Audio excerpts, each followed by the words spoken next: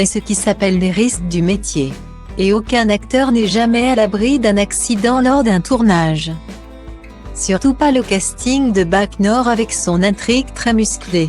Ce mercredi 18 août. Le long métrage de Cédric Jiménez sort au cinéma.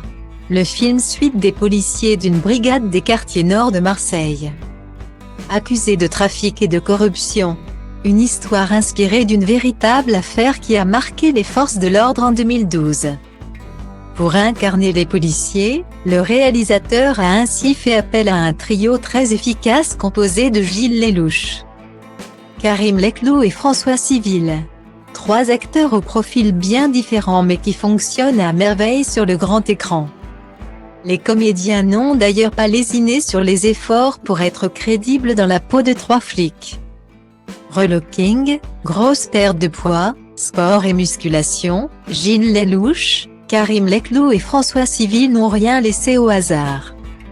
Il faut dire que le tournage n'était pas de tout repos et certaines scènes ont été difficiles à tourner. C'est le cas de la séquence très marquante de la voiture des policiers qui roule à 100 km et à contresens sur l'autoroute. Il a fallu beaucoup de répétitions. On avait bloqué la route, et toutes les voitures étaient pilotées par des cascadeurs, qui s'étaient chronométrés pour savoir à quel moment ils allaient se croiser. Sur le toit de la voiture des flics de la BAC, il y avait un siège dans lequel était assis un pilote de précision, casqué. C'est lui qui était connecté aux commandes, Gilles. Lui, tournait le volant dans le vide, a confié Cédric Jiménez aux Parisiens. Mais Gilles Lellouche n'est pas le seul à avoir eu des sueurs froides, malgré une grosse préparation physique.